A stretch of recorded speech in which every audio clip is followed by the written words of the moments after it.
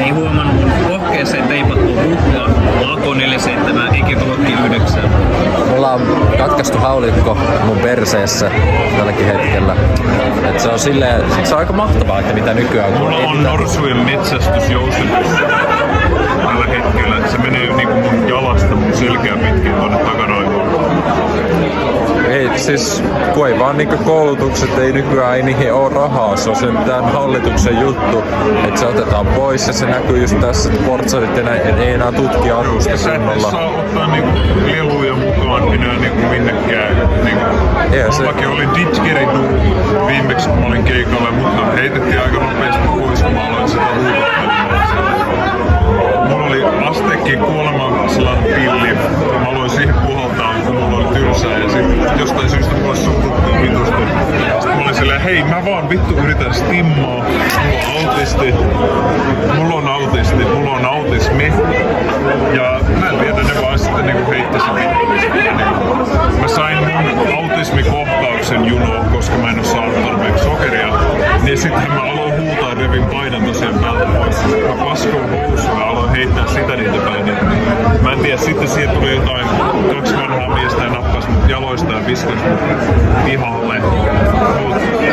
En mä tiedä, se on vähän niinku hankala nykyään yhteiskunnasta, kun sä vaan oot niinku nepsu, silleen vaan yrität niinku nepsuseikkailla ja sitten niinku sua vaan discriminatetaan realsis ja sit sä vaan niinku silleen, niinku mitä tässä nyt olisi tarkoitus tehdä, ei saa stimmaa. Ei siis mä niinku eilenkin otin niinku, mä otin mun ADHD-lääkkeen pullollisen kokonaan, koska mä olin tylsää ja sitten tosiaan 9 tuntia stimfäppäsin ja sitten en mä tiedä, siitä alkoi tulla niinku vähän sellainen olo, että vois syödä jotain, niin mä tilasin sitten ruokaa ja joo, en mä tiedä, se on vähän hankalaa nykyään, kun ei ne välitä susta, että jos sulla on joku juttu vaan. Jos sun vähän edes nepsyttää, niin ei heti niinku kaikki on hyökkäämässä sun kippuja, hakkaamassa ja potkimassa ja puremassa ja repimässä sun vaatteita päältä ja kaikkea.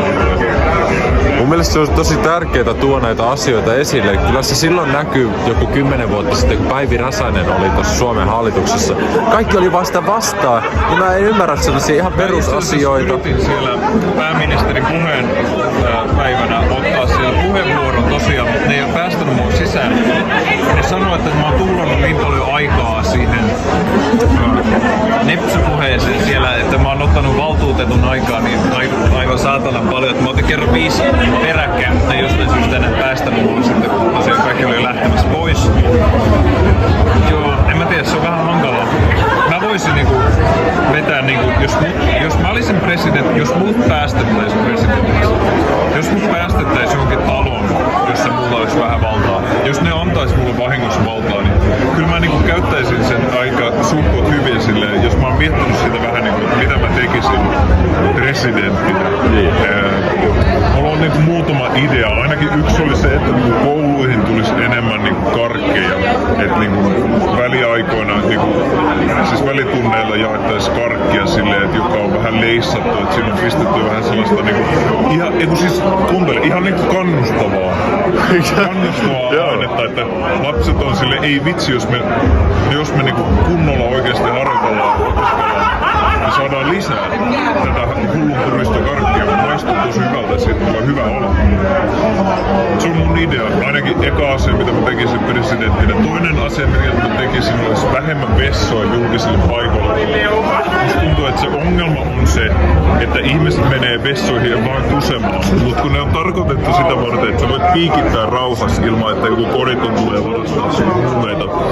Tai ei huumeita välttämättä, mutta kaikkea muuta niin hauskaa, mitä sä voit laittaa niihin piikkeihin.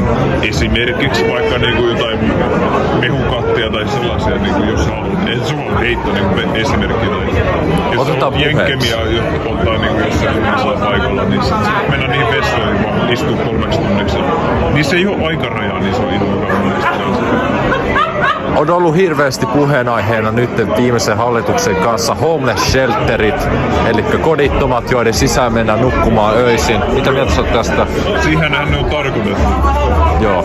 Ja sitten siellä pöntössä on niin mukavan lämmintä aina, sieltä höyryä saa lämpöä. Mä tosiaan yhden kodittoman tuossa tapasin viime viikolla. Ja siinä kävi sitten silleen niin, että mä sekoitin sen yhteen toiseen tyyppiin, joka oli mulle velkaa 20 senttiä, kun mä olin lainannut sille yhteen myyntikkariin. Mut sit se ei ollutkaan se, mutta mähän vasta sen vaan siinä vaiheessa tajusin, kun ne oli niinku hakemassa sitä ambulanssia pois. Että ne otti siltä sen vaatteen pois, että mä katsoin, että hetkinen, että tämähän oli mies. Joo. Mut se oli tietysti amatöörivirhe, että sellainen, että on 10 vuotta tätä harrastanut. Amatöörivirhe, ihan meillä ammattilaisillekin. Mä haluaisin ottaa puheeksi vielä ton mun mielestä äärettömän hyvä idea. Se on aivan kauheeta, ettei voi enää stimmaakaan rauhassa. Se oikeasti kuulostaa helvetin rankalta. Mä en ite tietäis, mulla on vaan skitsofreenia. Mä en tiedä noista asioista. Stimmisäännöt on tullut niin voimaksi. Yes. Jatka vaan. Stimmisäännöt on tullut niin voimakkaiksi viime aikoina, että mäkään en saa niinku enää... Mä olin mummon hautajaisissa, mä aloin tekee X-hyppyä, kun mulla alkoi stimmaa niin kovaa. Ja sitten siinähän kävi silleen, että niin, mulle sanottiin olla hiljaa, niin mun PTSD aktivoitu, mä kysyin saman tien housuun. Ja ei sille voi mitään. Ja sit mun on niinku tarkoitus istua se koko loppuajan kussiset housut ja mulla on hirveä erektio, että mitä siinä sitten auttaa, en mä tiedä. Lääkkeet auttaa, en mä tiedä. X-hyppy, symboliikkaa, tarvii päästä Twitteriin purkamaan vähän pahaa oloa. Kyllä, mitä kävi Tentacionille?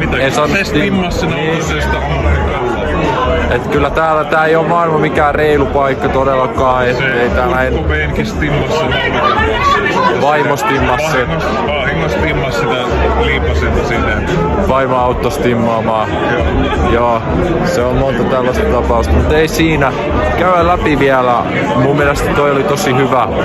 Näkisit sä, että pitäisi järjestää alueita, missä olisi näitä homeless sheltereitä. Ihan vaan jos tulee pikkusen kylmä, niin sä voisit piiloutua johonkin kodittomaan. Mä näkisin, että tohon Töölöön voisi pistää ison alueen 2 hehtaarin leveyden. Niin, ja sitten jos sä haluat, niin sä voit tehdä commissioneita niille kodittomille ihmisille.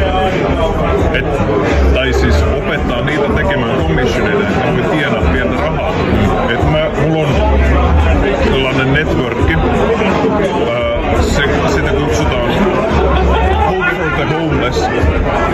Siinä on about 50 henkilöä tällä hetkellä, mitä mä oon täältä Helsingin kadulta. Se low key.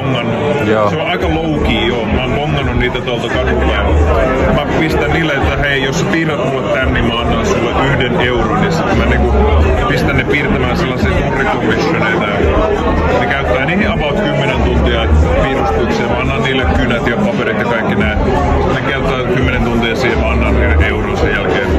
Se auttoi niitä elämään, niin se on sille 1 juusto Big Macin ja sitten Se on se näkyvyys, mitä ne saa siitä. Se on tosi tärkeää. Se on tosi tärkeää. En mä kerro, että kuka ne on piirtänyt, mutta ainakin ne tietää, että se menee hyvään kotiin.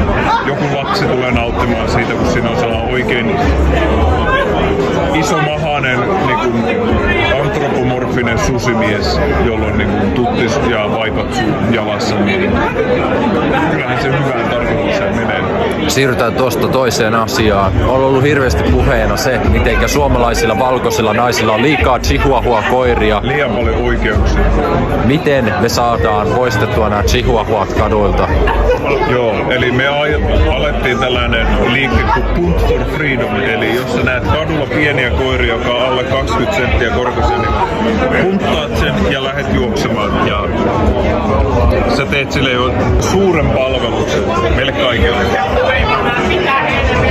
Jumala kiittää, se koira kiittää, se nainen, joka omisti se koiran kiittää.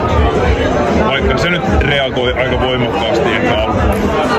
Kyllä se todellisuudessa on kiitollinen. Mun mielestä eläinristeytyksissä ollaan menty hirveän pitkälle, että nykyään on tommosia justiin pieniä tommosia napukoita. Mä oon itse asiassa sitä mieltä, että ei ollut mennyt tarpeeksi pitkälle, että pitäisi alkaa risteyttää niitä kissoja ja koiria ja ihmisiä myös sinne sekaan heittää. Antropomorfiset eläimet on ollut jo tarpeeksi kauan fantasia, että on aika tehdä asialle jotain. Tuoda se, mitä ihmiset haluaa. Jos on 95% lapsista haluaa ja aikuisista, 30-vuotiaisista, neitsyistä ihmisistä, niin kyllä se on Suomen työttömät on jakautunut 3 eri lahkoon. Meillä on Genshin-pelaajat, liigapelaajat ja VR-kansa. VR-kansa on jakautunut 2 eri lahkoon. Meillä on turrit ja sitten meillä on... niitä on vähän vaikea kuvailla. Mutta miten sä näkisit, pystytäänkö me 10 vuoden sisään saamaan jo ihmisiä, joilla on kissan korvat? Kyllä se on joko se tai sitten meidän pitää alkaa eutanisoimaan niitä. Eutanisoimaan. Siis keitä? Terminoimaan. Keitä? Niitä työttömiä. Kurreja. Joo. Tuo mä ymmärrän ihan täysin. Se on hyvä joskus aloittaa alusta. Niin kyllä sä tiedät mopsinkin. Et siinä Me on... aloitetaan mitään alusta, me lopetetaan se. Anteeksi. Tämä on mennyt liian pitkä. Okei, mä en ihan hiffaa, mut se on ok vapaassa maailmassa eroavia mielipiteitä. Mä oon ihan vittu eri mieltä sun kanssa koko ajan, mut se on Ei ole enää vapaa maa. Kuin niin? Sä äänestit sen. Mä äänestin Pekka Haavistoa, se on homo, sen takia mä äänestin sitä. Mä äänestin valtuutettu Kalevaa. Hyvä valinta, äärettömän hyvä sanojen kanssa. Kaleva presidentiksi. Näihin tunnelmiin ja näihin puheisiin kiitos. Dub perseveri. Älä sitten älä jaa tätä mihinkään. Älä jaa tätä julkisesti. Joo, ei tää mene. Freedom tai mihinkään tällaisiin. Äläkä jaa mun oikeita nimeä siihen. Joo, kiitos Dub perseveri. Tämä on ollut hyvä haastattelu. Tää ei mene minnekään, mä en lupaa, mutta ei mene minnekään, en mä jaksa laittaa. Yes. Mä laitan tähän mihinkään. Joo.